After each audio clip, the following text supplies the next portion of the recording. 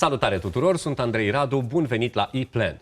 Invitatul meu de astăzi este unul dintre cei mai apreciați autori, speakeri și consultanți de marketing la nivel global, scriind numai puțin de 9 cărți bestseller.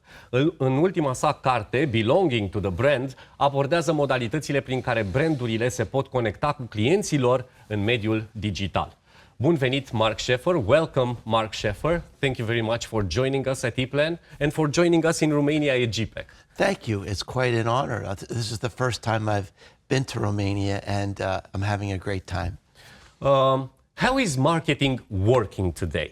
Because rules have changed, and we have to pay attention on how to do marketing today. What are the most important principles that we should have in mind? Well, one of the things that's so interesting to me is that companies have been doing marketing the same way. They kind of get in a groove and they don't look up to see what's happening in the world. And I think the biggest change in our world is that everyone has a smart device now, and we have the accumulated knowledge of the human race in the palm of our hands. Okay. And people can make good decisions. And marketing used to be about changing decisions and manipulating people, and now it's more like, well, come alongside me at my point of need. So I think that's a big change. And another big change, Andre, is that today, the mindset I think that's successful for marketing today is to think about the customer is the marketer. That's who we really believe.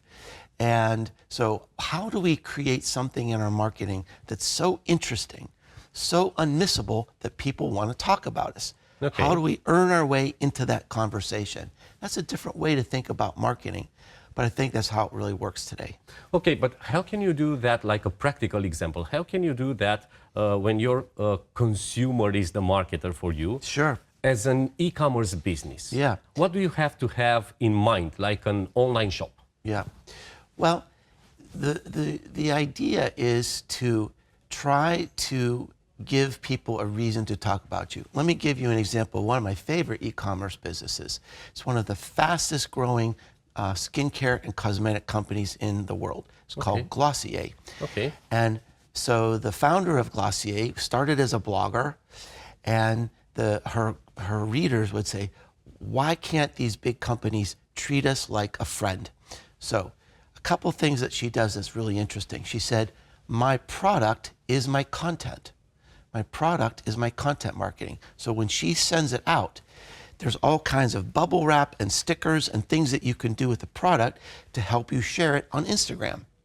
Once they share it on Instagram, their marketing department, their entire marketing department is watching for comments on social media and helping to reward those people, amplify that content, thank them for sharing the content, and their biggest fans, their biggest sharers, those are the people who they feature on their website. So all of the models on their website are the customers who are sharing online. So it works to build the brand in an incredibly effective way. Excellent. You shared the idea about the fact that the most human company wins right now in marketing. But on the other hand, if we look at the entire landscape, we see AI, ChatGPT, machine learning, and so on. So how come you can mix those facts? You know, like we need to be human in our marketing approach, but on the other hand, we want to solve things faster and faster and go to ChatGPT, machine learning, AI, and so on. Is there a mix in this situation right now in marketing? It's a fascinating question, and I'm glad we have an hour for that response. Excellent. Well, first, let's step back and say, why do I say the most human company wins? Because I think that is in our hearts, is that we really want to have some human connection. What's great branding? Branding is about creating an emotional connection between what we do and our customers, an expectation. So when our customers think about us, they have a certain emotional expectation. And that's hard to do with AI. Now, here's the thing that's exciting about AI. And I've been, immersed in that myself. AI can help us free up time to be more human. In some cases, it can help us be more human. Okay. So you can take, let's say you're having a response to a customer or something that you want to put on your website, some copy for your e-commerce. You can put it in ChatGPT and say, make this friendlier, make this warmer. How can this be more effective? How can I be more human with this copy? So I think it'll help save us time, and maybe it'll even help us be better people. Okay, but on the other hand, do we ask AI how to be more human? Can the AI teach us how to be more human? Well, it'll be interesting. In our approach, Yeah. at least. I'll give you an example. So my friend was talking about some e-commerce work he was doing for real estate, and they were describing different houses on real estate. And so he was writing this copy for the real estate. And I said, this is a house with strong lines and bold, and it's a very safe place. So then I put it in a ChatGPT, and he said, write this in a more human way. And they said, this is a welcoming house with very warm paint and, A lot of windows. Bright light. It's a great place for the children.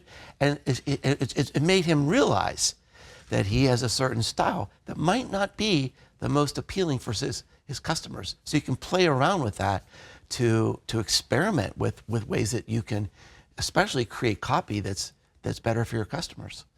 I also asked ChatGPT to put you a question, to address you a question. So this is the ChatGPT question, okay? What is your advice for digital marketers who want to start building brand communities? Where should they begin? And what strategies should they consider? Did that come up with that on its own? Yes, this is from ChatGPT. That's amazing. I asked, I have an interview with Mark Schaefer, so please send me one question, suggest me one best question for him. But I left my phone over there, so I can't get a ChatGPT answer for you. Yeah. Exactly. Yeah, so it's great because that is something that's really on my heart. So it's a good question. I wrote a new book called Belonging to the Brand, and the idea behind the book is that we want to create this emotional connection with our customers, and I think community is the ultimate way to do that. And it's an idea that most companies are ignoring, and it's not new. It's right there in front of us. I say in the book that perhaps this is the most overlooked opportunity in the history of overlooked opportunities because it's right there. And so the idea is everybody's on social media. Yep. But that does not necessarily create a strong relational link. Many of your customers, many of your viewers probably think when you post something on social media, it's like throwing a message in a bottle out into the ocean. We don't really know who might see it. But if we do a really good job, we can bring people to our content.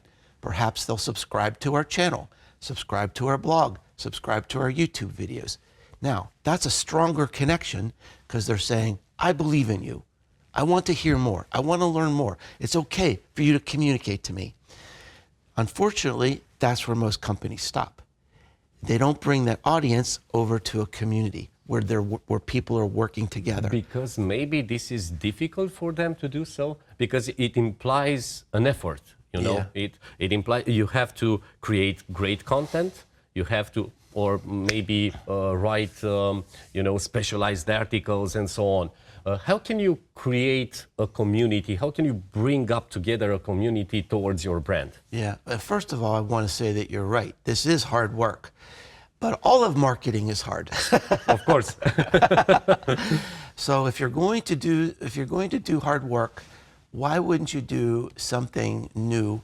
In some ways, you could argue community is the only kind of marketing people really want because they feel like they belong to something. So there are three main things we have to think about when it comes to community. Why is that different from an audience? How is that different from your audience for this show, for example? So the first thing is that in a community, there's communion, like a neighborhood. People know each other. Like a family. Yeah, sort of like a family. So in my blog, people read my blog, they listen to my podcast, but they don't know each other. And that's great, by the way. An audience is great because these are people who want to listen to you. But for them to really know each other, then it creates this layer of emotional switching costs between you and your competitors. Because if they're in a community, not only with you, but with other people who are like-minded and have the same passions, they become friends. Maybe they become collaborators. Maybe they become co-creators. And to leave that group means leaving you, and they're not going to do that. So they literally belong to the brand. Now, an important idea about how to get this started, and this is where I think a lot of people stumble, Andre, is we need to have some sort of shared purpose. Why would people want to belong? This is a different way of thinking for marketers. A marketer might say, we have the largest selection of used cars in Bucharest. That's great. That's a point of differentiation. But that's not a reason to gather. A reason to gather might be, we have automotive experts here who are going to show you the latest designs in BMW, and we're going to talk about this. And the people who really love cars, they're going to want to go to this, and then we're going to want to attend the event, and they're going to want to continue the conversations online. So that's something that's a passion for the company, automotive excellence, and it's a passion for their customers that unites them, and you can build a community around that. And then the third thing that's interesting and also very different in marketing is you have to give some of the control to the community. You have to kind of let that go. I'll give you an example from my community. So I have an online community. It's about the future of marketing. And when I started my community, I thought, well, people will want to talk about things I'm interested, like speaking and personal branding and writing books. So I started little chat rooms about those areas, and those are the emptiest rooms on my site. Because the community said, Mark, if we're going to learn about the future of marketing, we need to be learning about AI and machine learning and Web3 and NFTs. And so they took me in all these new directions. And as I allowed the community to go this way, it made me a better marketer. It's become like my university. I have smart people from all over the world teaching me new things about marketing. Now think about scaling that for a brand.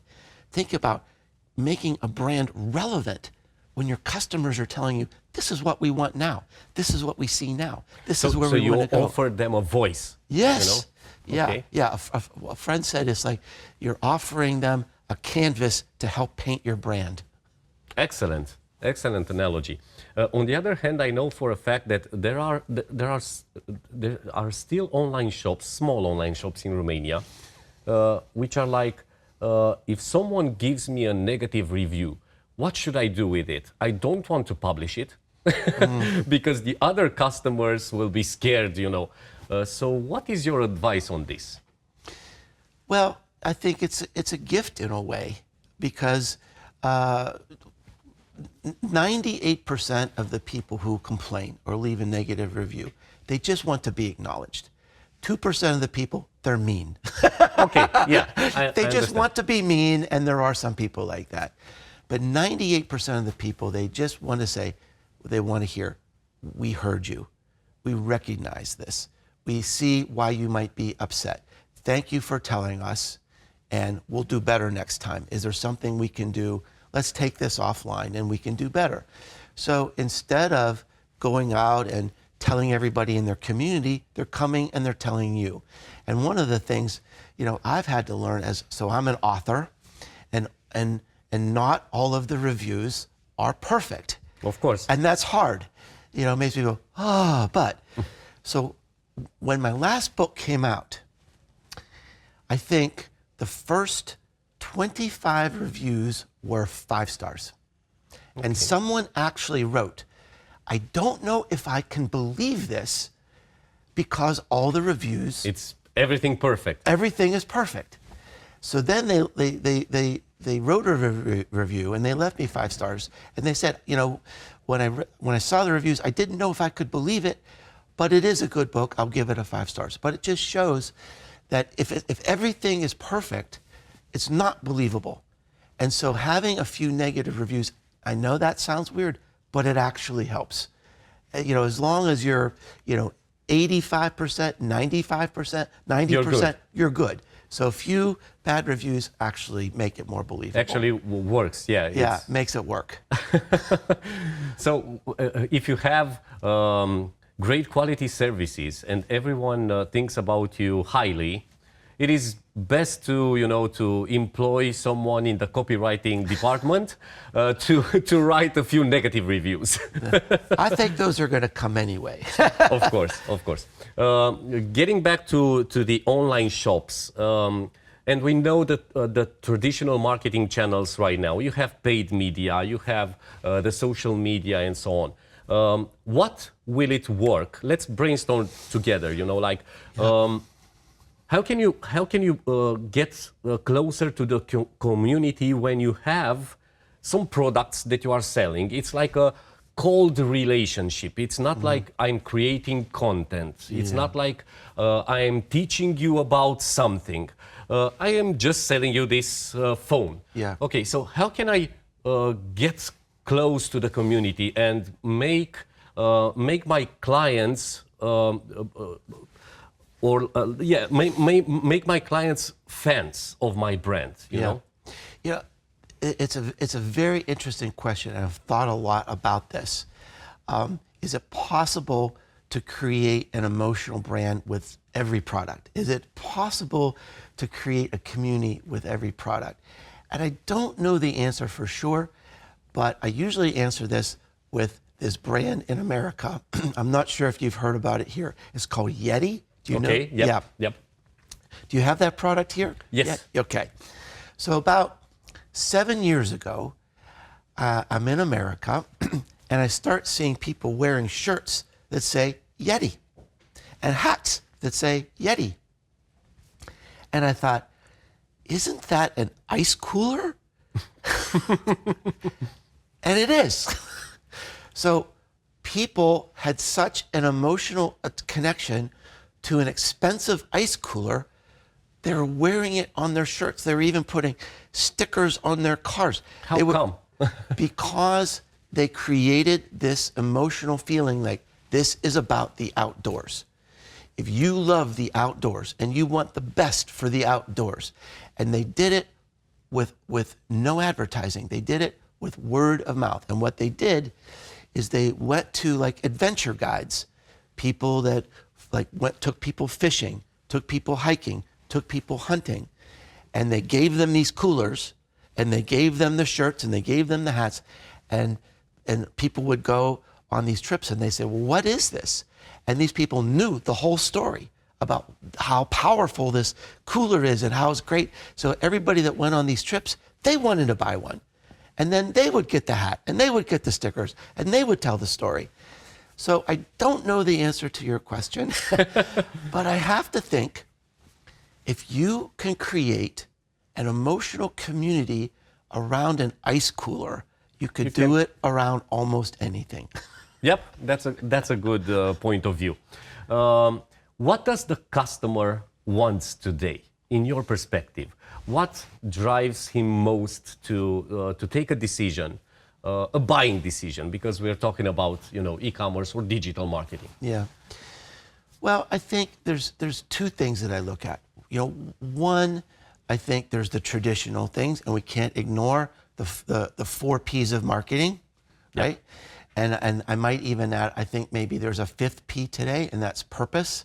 We see a lot of research that say if a brand has the same meaning, shared values with me, that means something to me, not only as a consumer, but sometimes even as an employee. So that's important. So let's not forget price and product and promotion, product development. Those are still really important. But there is something new going on in the world, and it's this idea, we see it in the news every day, is this idea of mental health and mental wellness, that people do want to feel connected. They do want to feel like they belong to something. They want to be heard. And so that is an opportunity for brands today. And we see this even creeping into marketing in America. We have a product there, Powerade. Do you have Powerade? No.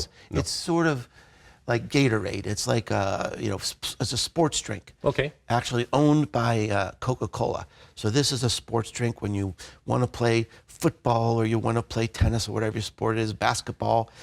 And Like an energy drink? It's an energy drink. Okay. Okay, it's an energy In drink. Romania is Red Bull. Red Bull, yeah, okay, very similar. So if you want the energy, you drink the Powerade, powerful, right? They had a whole campaign called Pause, about stopping, making sure, mentally you're taking care of yourself. So it's like extraordinary. And that's where I think community can come in. We have a lot of people, especially this was accelerated by the pandemic. People were feeling isolated, depressed, and lonely. So that's another thing people are looking for today that's new. It's been amplified. And I don't think it's going to go away, that where do I connect? How do I connect online? How do I connect with people that are like me? And I think there's a lot of research showing that people want to be acknowledged by a brand. Okay. There was research. This was amazing to me. It was research of young people. They said 50% of young people today want to be acknowledged by their friends online. 60% want to be acknowledged by their favorite brand. It's Excellent. It's almost like more that the brands they love, it's almost more important than their friends. If their brands would say, "Hey, Andre, thank you so much. How are you doing today? Come by, our shop on Victory Boulevard. We want to see you today." That would be amazing if a brand said that to me. Yep. So basically, the brands should offer a cause to their clients. Something to believe in and something to rely to. Yeah. That's an increasing trend for sure. Okay. How can you define success in marketing? It is a very general question, because if we talk about some digital agencies, for example, like this is your campaign, your advertising campaign. Yeah.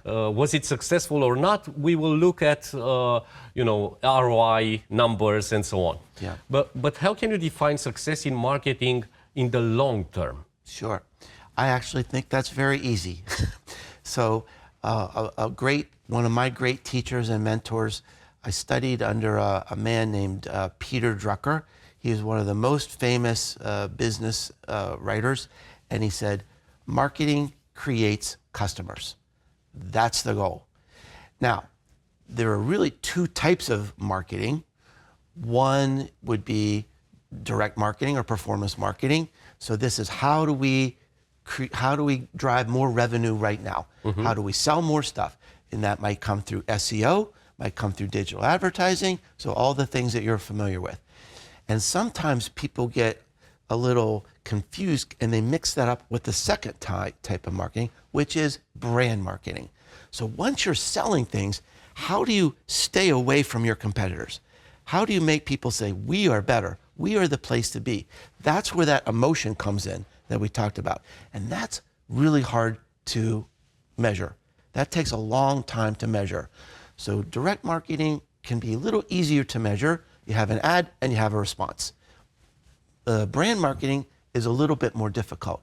But to answer your question, in the long term, those two things can work together to create more customers. And that's what we always need to look at is, a lot of people, they want to get more likes on social media, more engagement on social media. But at the end of the day, in the long term, we need to think, how does that create more customers? That is our job. Create customers, retain customers, and that's what marketing does. And how can you create a brand? How can you do this brand marketing? Because yes, for marketers, this is not appealing, for most of them, because it is on a long term. Sure. It is something that, you don't see the results right now. Right. So For a business, it's like, okay, I'm spending this amount of money in performance marketing and so on, and I can see the results. But brand marketing is something different, and it's not that sexy, you know? So how can you do that like maybe like a small business, not like, you know, Coca-Cola or Pepsi or stuff like that. Yeah. Like a small business, how do you invest in brand marketing and how can you grow in this strategy? Where I start when I'm working with a client is it's a very simple exercise and a kind of a sneaky exercise. I'll have the people in the company get around a table and I'll have them get out a piece of paper and I'll have them answer this question, only we. Okay. That's hard to do, but you have to do it to have any sort of brand, because that's what a brand is. If you can finish this sentence, only we, you have to think about, why are we different? Why do we mean something to our customers? Why do they love us? Why do they keep coming back to us? Why do our competitors fear us? And that starts to give you the idea of what your brand is about. Is it because you are just the friendliest or the most delicious or you have the greatest service or whatever it is, the most locations or the lowest prices? But you know, what is that makes you special? And sometimes when I get that, if 5 people around the table give 5 different answers, they don't have a marketing strategy. Yep. So step 1, I go out and I talk to their customers. I say, why do you buy from them? Why do you love them? And if you ask the question enough times, you'll hear that answer. They'll say, oh, we love them because they never let us down. We have this critical thing, and if we have a problem, they come and they serve us right away. Aha. That it's like that's the security blanket, and that becomes your brand. That's the emotional connection that your customers have to you. So that's a good place to start. Okay, I have 2 more questions. The last one is about something personal. So, what is your advice for any marketer today? What a marketer should take into consideration right now to focus on in order to grow, to achieve better results? I think this is a time for marketers to be humble. Okay. Because things are changing so much. And maybe we were in a day where we thought, well, I'm an expert in SEO or I'm an expert in content marketing. And I don't think anybody can be an expert today because AI is changing everything so much. I think for a marketer today, you need to have courage to try everything. Try AI. It's amazing to me. I did a workshop with marketers. There were 300 people in the room. I said, how many people are using AI almost every day?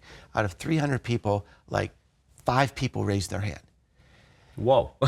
So you can't be afraid. You have to push into these areas. You need to spend a little time in the metaverse. You need to spend a little time on Web3. You need to spend a little time, pushing AI and learning about, how can make me a better marketer, a better copywriter, a better listener, a better researcher. I know marketers who have ad blockers. Yeah. on their browsers. Right. So I have ad blockers. So I think you need to be humble. You need to be open-minded, and I find that a lot of marketers, they're just asleep right now. They're just trying to hold on to what they have, and we can't be that way. We have to embrace this change, and if you think it's going fast now, it's going to go even faster. And so we need to dabble every day, is what I tell marketers. Just dabble in things every day, everything that's new. The thing I was dabbling with last week is there's a new app. We now have text to make images. There's a new thing that make text to movies. So it's so I'm trying it out. It's not very good, but it's going to be good. And I want to learn. I want to see, how can I use that for my customers? Excellent advice. Thank you very much. And the last question, which is the more personal one. It's like you are visiting Romania for the first time at GPEC, but this is the 75th country on your list. So you traveled a lot. How do you like Romania so far? I love Romania. I mean, there's just so much beauty, there's so much heart, and it has, you know, I mentioned this to you before we started recording. Romania has all the potential in the world, has all the potential in the world. You've got a great infrastructure, you've got great internet, you have great, you know, universities, you have smart people, you have, you know, it's a lovely place. There's lots to do. You have great country, you know, beautiful country all around you. I'm so glad I came, because now I'm going to tell the rest of the world that Romania is a gem. Thank you for being our brand ambassador for Romania. Thank you very much, Mark. It was a pleasure having you, and can't wait to see your speech at GPEC Summit. Yes. Thank you very much. Vă mulțumesc tare mult și vouă că ne-ați urmărit. Sunt Andrei Radu. Până data viitoare, stay digital!